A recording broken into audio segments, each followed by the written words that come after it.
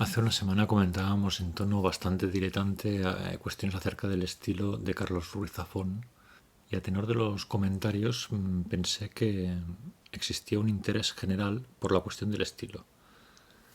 Por lo que hoy quiero presentaros una pequeña deriva que nos transportará a través de ciertos misterios del lenguaje poético.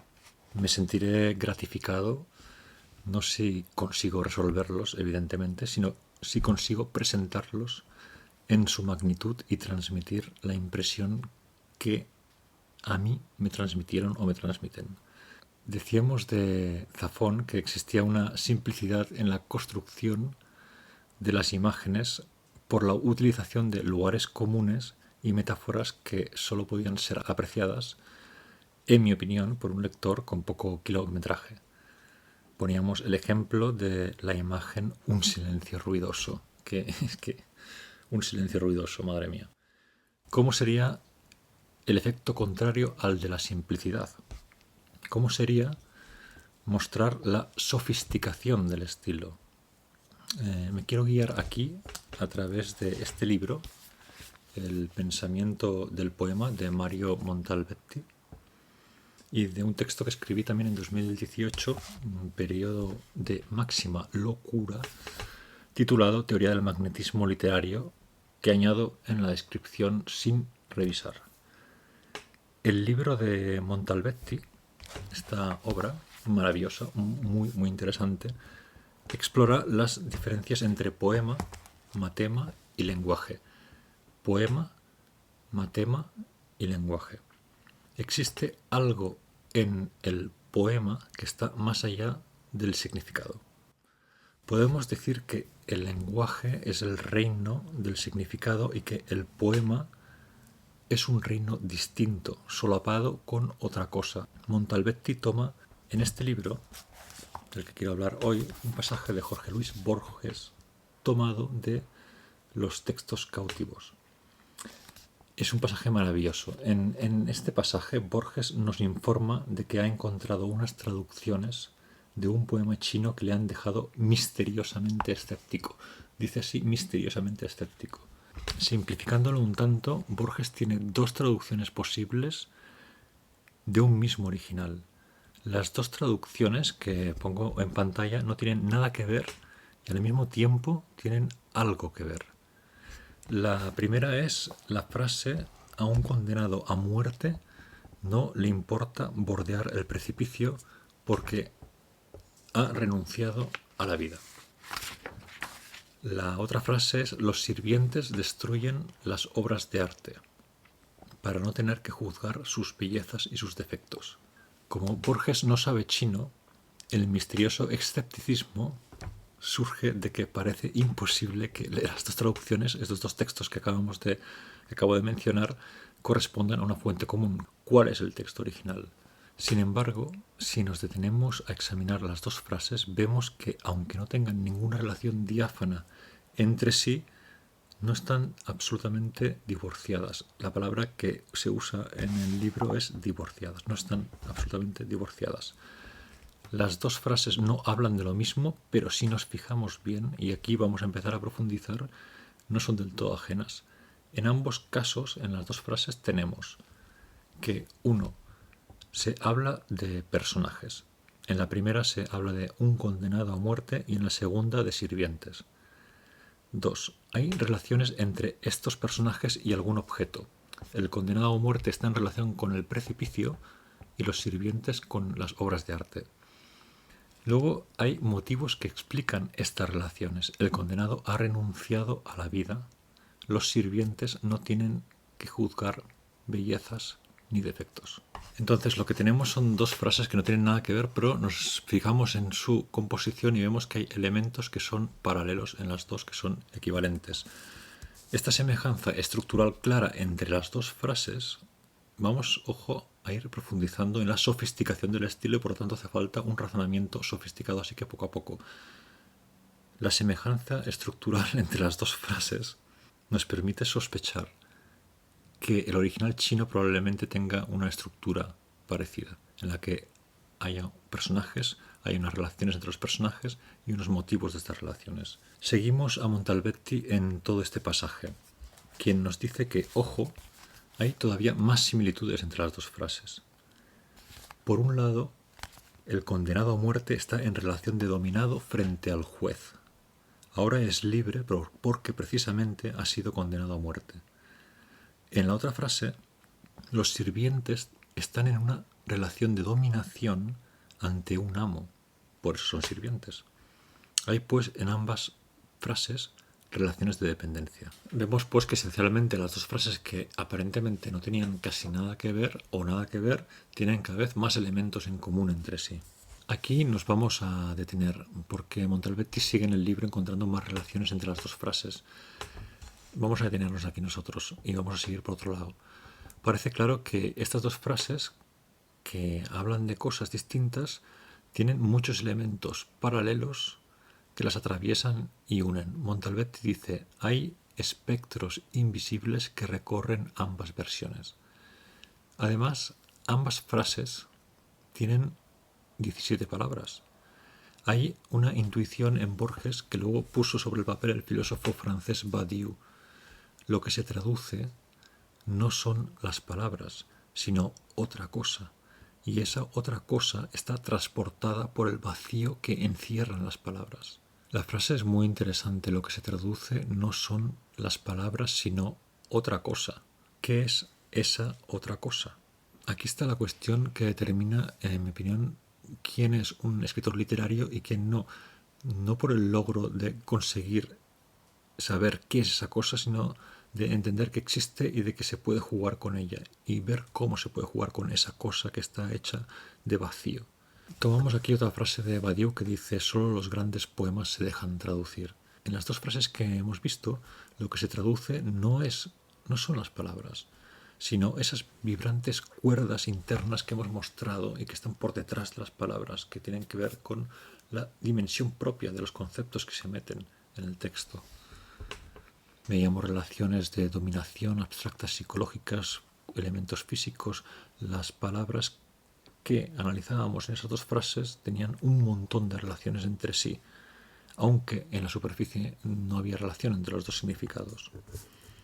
Estas vibrantes cuerdas son un vacío literalmente taoísta, por cierto, muy bien descrito. De hecho, en el Tao Te Ching, hace algunos milenios ya, nihil novum sub solem.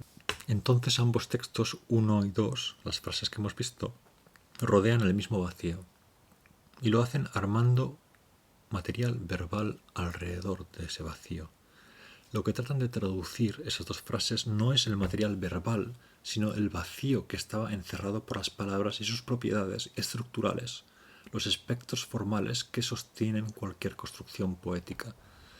Esta textura interna de los patrones estructurales de las palabras es algo que el escritor debe dominar si quiere llamar literatura a lo que escribe, opino. Esta es una primera conclusión clave.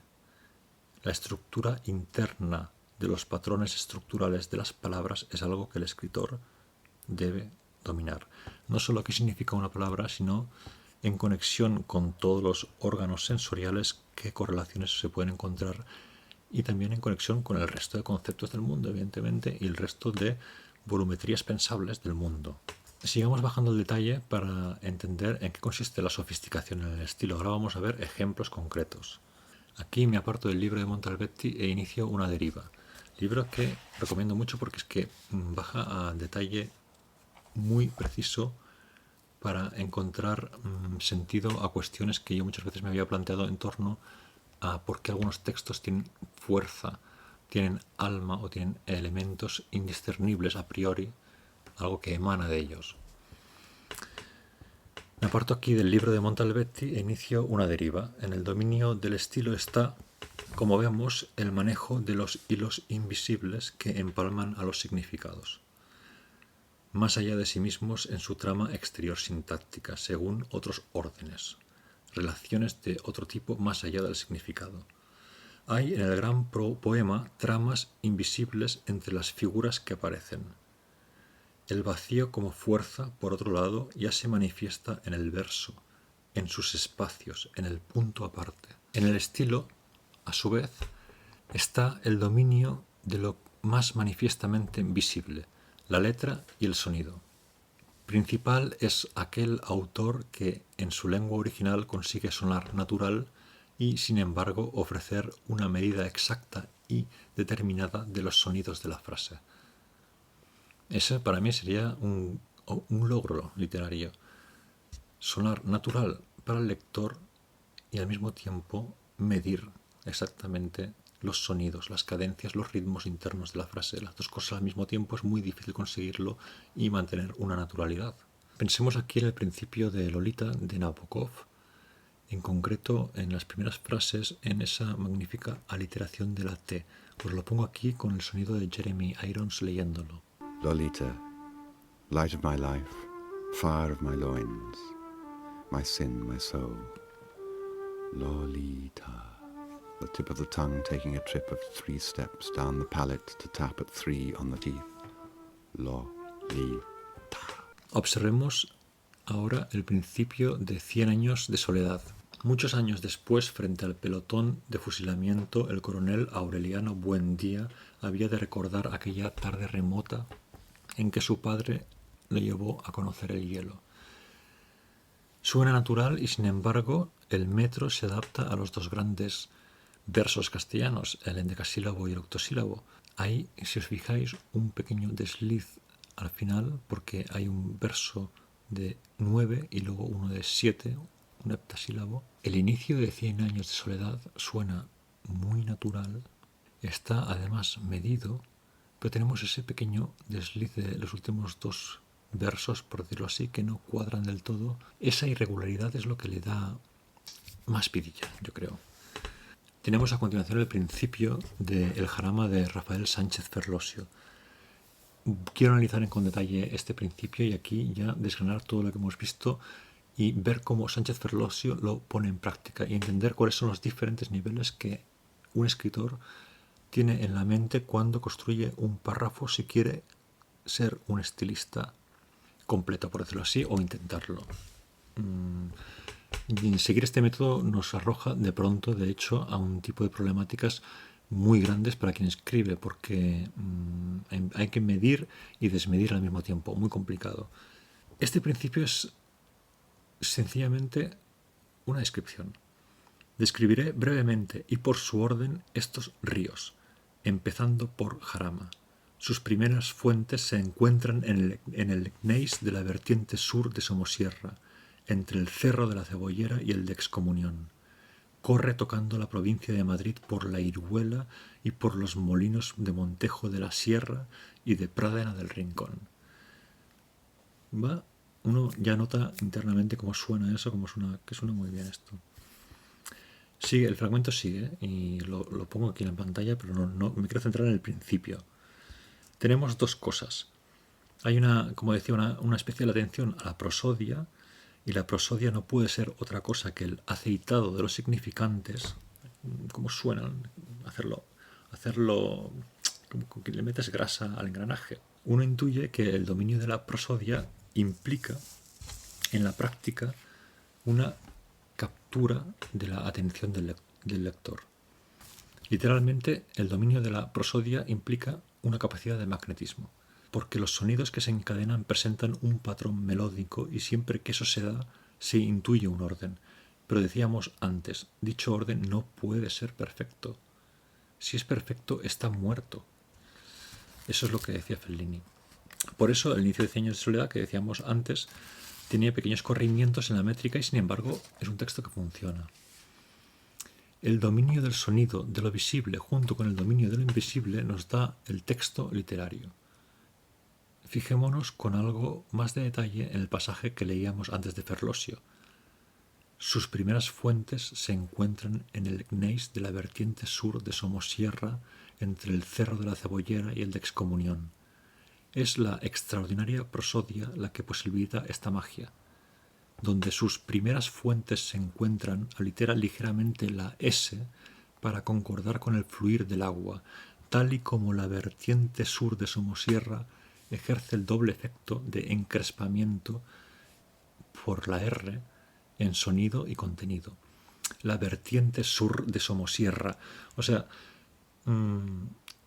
es una descripción en apariencia anodina, pero bajamos y vemos que abundan las S por aquí, entran las R's por aquí y se crean unos efectos sónicos que acompañan precisamente al significado, la vertiente sur de Somosierra. Por otro lado, si cogemos este primer párrafo y partimos desde el principio, desglosando qué conceptos en la cadena de significados se mencionan, tenemos primeras fuentes, ladera, montaña escarpada, cebolla, excomunión. Luego tenemos aceleración, corre, elemento táctil, concepto imaginario de provincia, atravesamiento de una cosa vacía que es la iruela, molinos, sierra, pradera, ángulo, fin. Estos son los conceptos encadenados de este párrafo, de este inicio. Vemos aquí la inteligencia múltiple del estilista. El autor nos ubica geográficamente mencionando una serie de lugares. Después de la mezcla de la S con la R, lo fluido con lo escarpado nos presenta entre el cerro de la Cebollera y el de Excomunión. Aquí tenemos otro elemento en el que me quiero detener, en el cerro de la Cebollera y el de Excomunión. Entendemos que además del juego del sonido, suena bien esto, que tiene aquí sus variaciones, tenemos el juego de los conceptos dislocados. Este tal cerro de la Cebollera nos remite a la idea imaginaria de un cerro, evidentemente, pero de alguna forma, necesariamente, también nos remite a la cebollez, a la cebolla misma, a los atributos de la cebolla que hace llorar.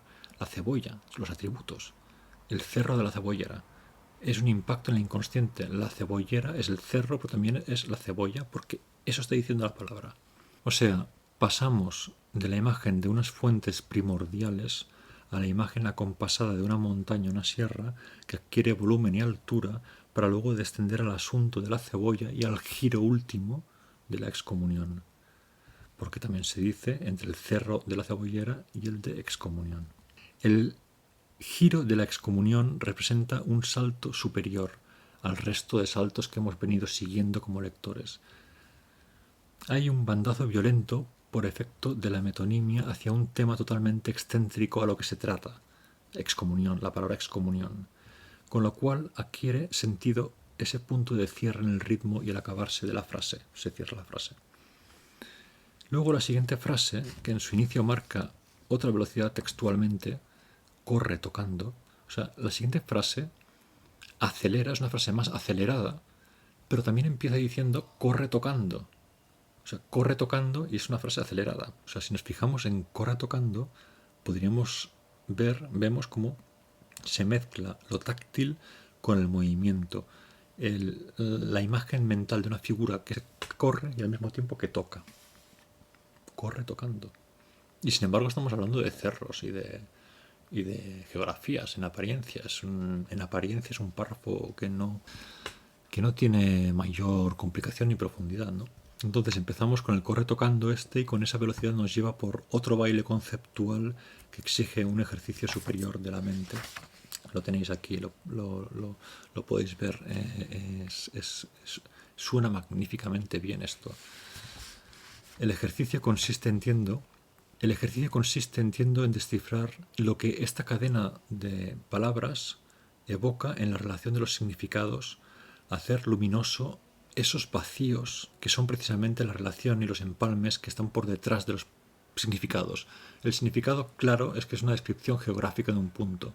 Por detrás, el escritor está haciendo unos juegos, aliteración de la S, aliteración de la T, introducción táctil de elementos religiosos, excomunión. Son introducciones que no son gratuitas, las hace por algún motivo. Y en todo caso se adivina una inteligencia, se adivina una arquitectura, se adivina una premeditación y se observa cómo en muchos niveles el escritor está intentando dominar un texto que en apariencia desde fuera se lee como simple descripción geográfica. Permitir que el empalme, a pesar de ser la conexión vacía entre dos conceptos, juegue un papel en la tensión es algo importante que el escritor debe tener en cuenta.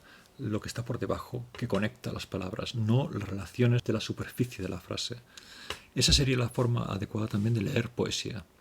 Leeríamos entonces poesía atendiendo a la relación entre los significados, pero abriéndonos al mismo tiempo a la dimensión del sonido en el significante y del vacío que lo articula de diferentes formas, entre ellas las pausas, los saltos de concepto y los diferentes niveles de significado que puede tener una misma palabra según cómo la pensemos, según cómo la abordemos. Para acabar, dice Anne Carson que una paradoja es un tipo de pensamiento que intenta alcanzar, pero nunca lo consigue, el final de su pensamiento.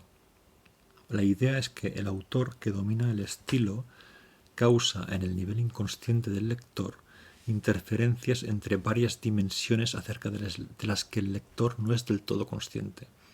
De ahí la magia, el embrujo de ciertas escrituras y la banalidad precisamente de otras. En su libro Poéticas del Deseo, donde Anne Carson analiza las formas expresivas utilizadas por poetas griegos antiguos como Esquilo, nos deja una frase final para la reflexión. Bueno, digo frase final, pero podría ser, de hecho, frase inicial para iniciar la reflexión, porque es una frase sobre el estilo y el magnetismo de ciertas escrituras, en la que encontramos, ya sin sorpresa, que ella también, Anne Carson, también conoce el secreto del vacío, lo menciona, el vacío, como motor del magnetismo literario en la escritura, el vacío, ese entramado que está por debajo de los significados superficiales.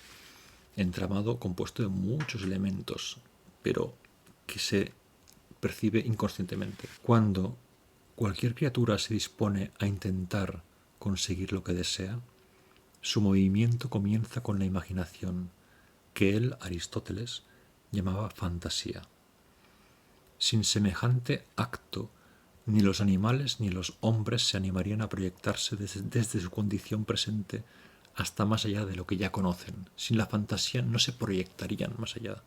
La fantasía trastorna la mente hasta el movimiento mediante su poder de representación.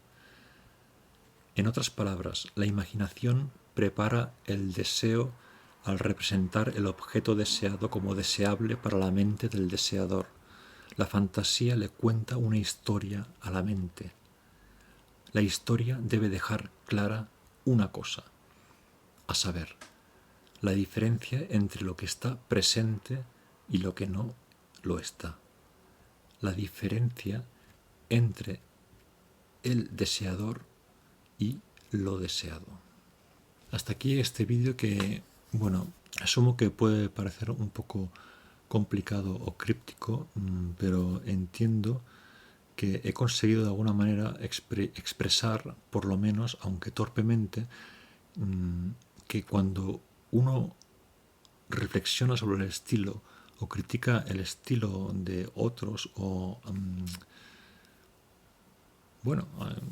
hace lo que hacemos aquí muchas veces en este canal, el diletantismo, el hotelerismo, digamos, de decir cosas sobre el estilo de los demás, pues debe tener en cuenta cuanto menos una serie de dimensiones que componen este asunto del estilo. Escribir bien no es solo no hacer lugares comunes, no es solo no cometer los errores que nos dicen que siempre se cometen, es conocer cómo operan los vacíos que hay detrás de las palabras, cuáles son las relaciones vibrantes entre los conceptos, entre los sonidos, qué se consigue con un sonido en la mente de una persona, qué se consigue con un concepto mezclado con un sonido, qué se consigue con un concepto mezclado con tal así, combinatorias. Todo eso se ensaya. Uno a sí mismo no se puede definir como un gran estilista nunca. Sí se puede definir uno como interesado en esta exploración que, creo yo, es demasiado vasta para una sola mente. Hay escritores y escritoras, yo he leído algunos, entre ellos, al menos en original, por ejemplo, Juan Marce, me parece, que suenan muy bien siempre. También mencionábamos aquí a Rubén Martín Giraldez, que tiene su prosa siempre tiene en cuenta todos estos elementos y estos niveles que yo intento representar aquí, entonces crea una especie de guante. Se nota que hay una consciencia de eso. Para mí, cuando un escritor o escritora no muestra esta consciencia del estilo, de que el estilo tiene estos elementos que hemos comentado aquí, además de asuntos superficiales, ya no me interesa tanto. y lo dejo de leer porque me aburre, porque para eso me voy al bar, no sé, para eso me voy a dar un paseo, no tiene sentido para mí. Hace falta algo más. Entonces, hasta aquí apología, esta introducción mistificante, este misterioso, quizá inextricable vídeo sobre el estilo. Como en otras ocasiones, y creo que quizá en este caso es más adecuado que otras veces, por escrito pues podemos conversar y aclarar conceptos que, pues no sé, quizá no hayan sido bien explicados. Es muy tarde, de hecho va a amanecer dentro de un rato, y este texto pues lo he escrito y grabado a altísimas horas de la noche con pensamientos, bueno, lo que decía antes, la palabra que he usado, diletantes. Así que feliz de compartirlo con vosotros.